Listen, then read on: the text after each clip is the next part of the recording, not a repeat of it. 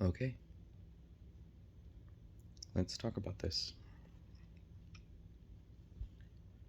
Um, I always knew, from my earliest childhood memories, I always knew. For example, you have birthday candles on your cake and you blow them out and you make a wish. And my wish was the same every single year. And I would wish that I would wake up the next day as a little girl. And it's not because I felt misgendered, it's because it was the only way for me to process the feelings I had inside and the type of relationship I had with girls versus boys. That just made sense. That also tells you I wasn't a very smart kid. Because if I was wishing my way out of this, I should have just wished to be straight, or just wished that the world didn't make us come out, that you could just kind of love whoever. Um, my dad would always try to improve my masculinity. I grew up in the 80s like most families grew up in the early 1900s. We didn't have a refrigerator or running water. We had an outhouse. I would carry water from a spring. I would chop wood and break coal, and that was just normal. And my dad was like a generation one of do it yourself and very independent, and had deep rooted ideals on what men were and weren't. And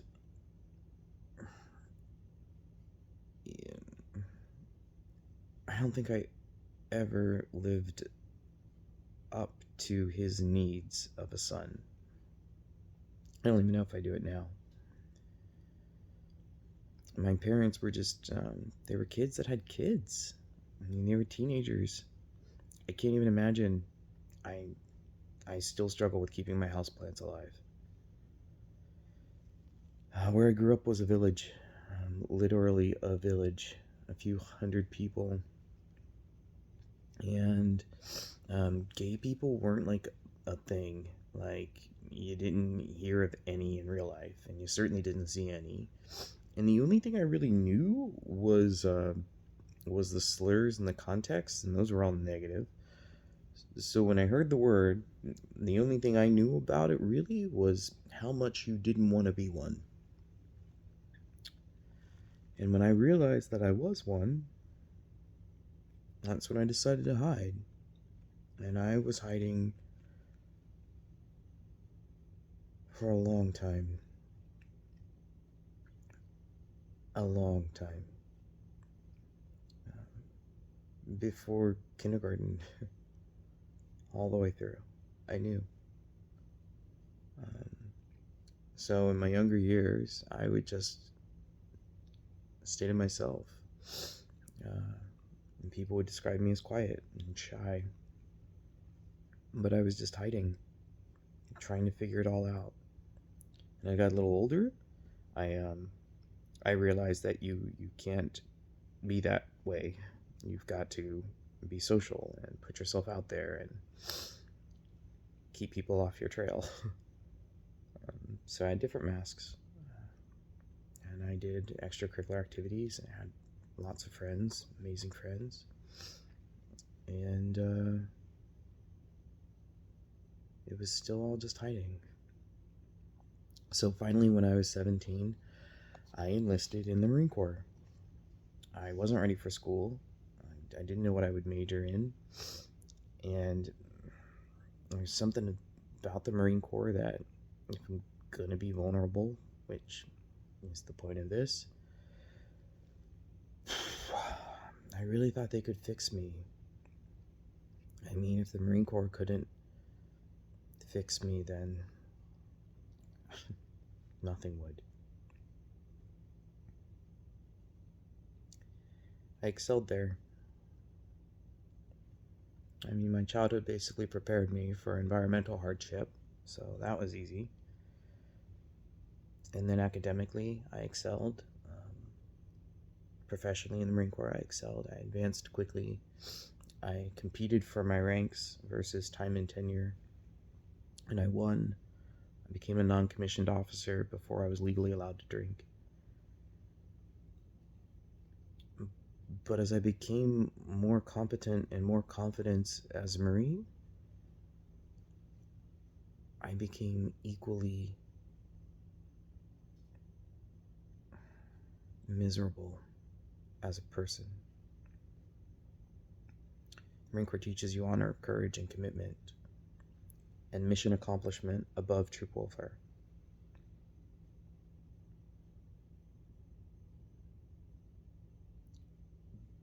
But there's something about serving silently that kept me up at night.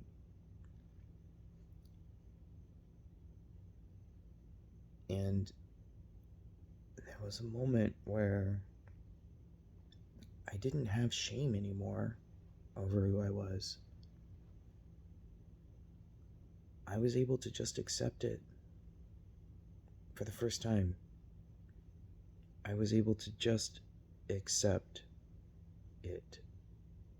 And I was able to actually say, I'm gay, out loud, alone.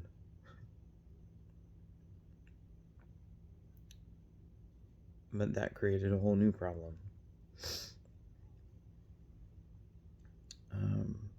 So I did some research, and I found out that I could petition the Department of Defense formally and ask to serve as a gay guy. And that's an interesting process, and you meet a whole lot of interesting people. And essentially it came down to two things. One is I could retract my request, which essentially meant, after review of your service record, we'd like you to stay, but we'd like you to serve in silence. Or we will honorably discharge you,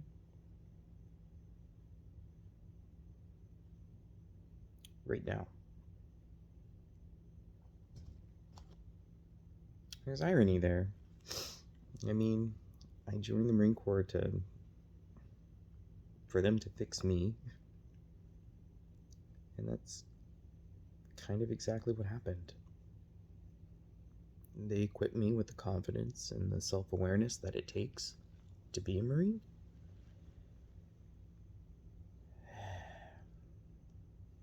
And once I had it, there was no going back. So I came out.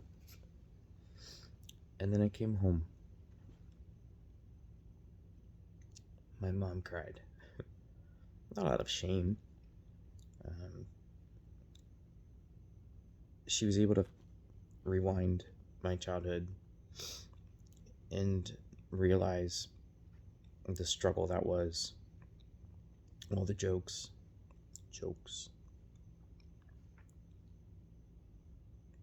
And probably putting together the pieces of girlfriends and me being so quiet and going to the opposite side of the spectrum and then just up and leaving. She realized how hard it must have been for my military service. And then we spent more time just talking about how hard my future was going to be in comparison to my heterosexual sister. And that everything I was going to do would have some type of asterisk on it. My dad definitely felt shame. Definitely felt a lot of disappointment. Wasn't shy about that. But he's come a long way, and I'm really proud of him for that. Other family members, some just left. Some loved me in their way. Literally, like one said, I can be seen with you. I'm sorry, no. I love you. I just can't be seen with you in public. So we can hang out, but not if other people know. And they meant that as a compliment. At some point, you kind of discover whether somebody's love for you is healthy or not. And I was able to discover that through this process. My sister, oh my gosh, my sister.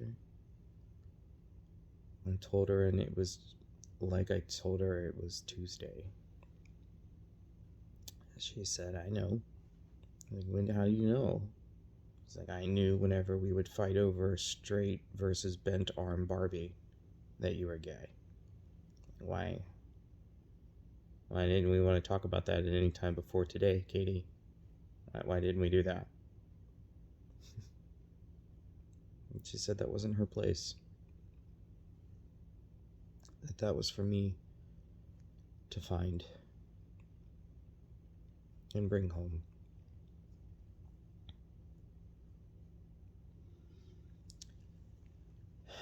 My grandpap, um, my sexuality was so meaningless to him that he literally kept forgetting. And I would have to keep coming out to him every few months. Um, in fact, I should have started with him so that I could practice with the rest of the family. But yeah, he would just sometimes be like, "How's that girlfriend of yours?" Like, "No, Pap, I'm gay." "You are? Well, that's okay. What do you want to eat?"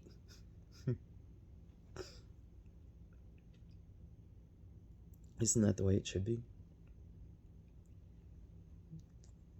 A remarkable man. I miss him.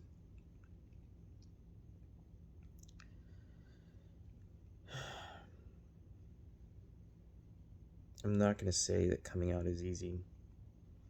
And I'm not even going to tell you it gets better right away. The truth is it's really hard.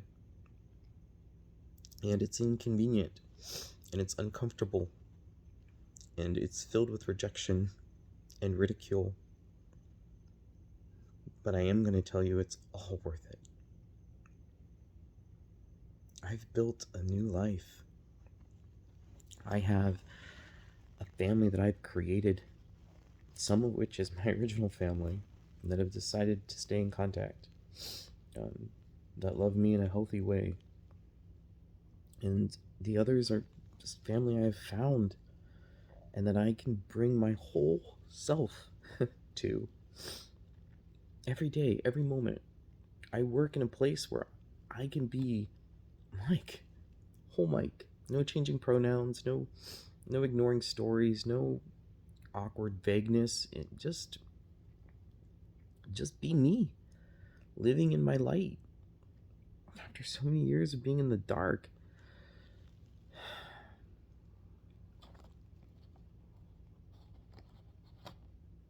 so this video is kind of for me, I guess, because this is really difficult.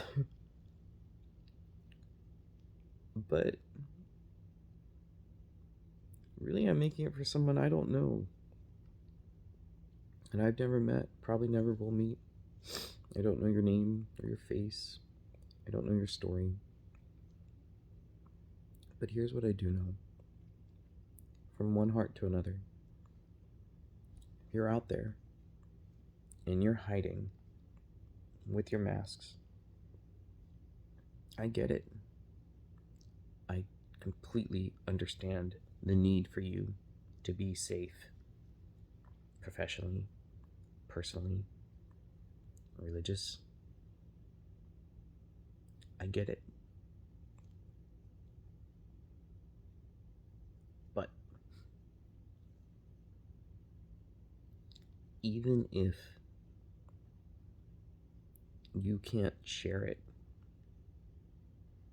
if you can just look in the mirror and accept it.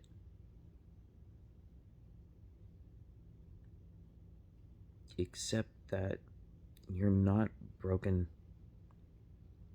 You don't need fixed. That you are perfect, just the way you are. You will discover a new level of peace. And you'll find your time and your place to let the world meet that person on the inside. But I wish I would have known someone to find me back then and say, Mike, it's okay.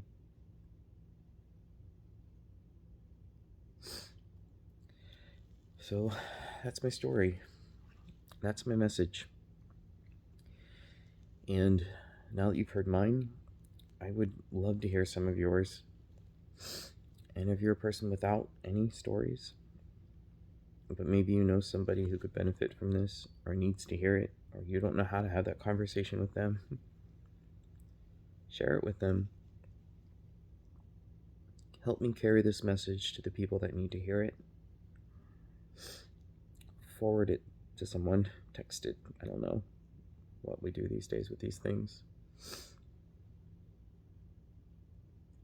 But I promise there's people out there that need to hear it's okay, that you deserve to be loved.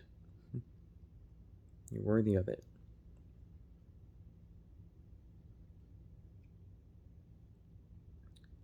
And when it's the right time for you, you'll know. And there's people in this world really excited, not tolerant, not accepting, but celebrating just how amazing you are for having the courage to just be your true self. I hope I see you soon.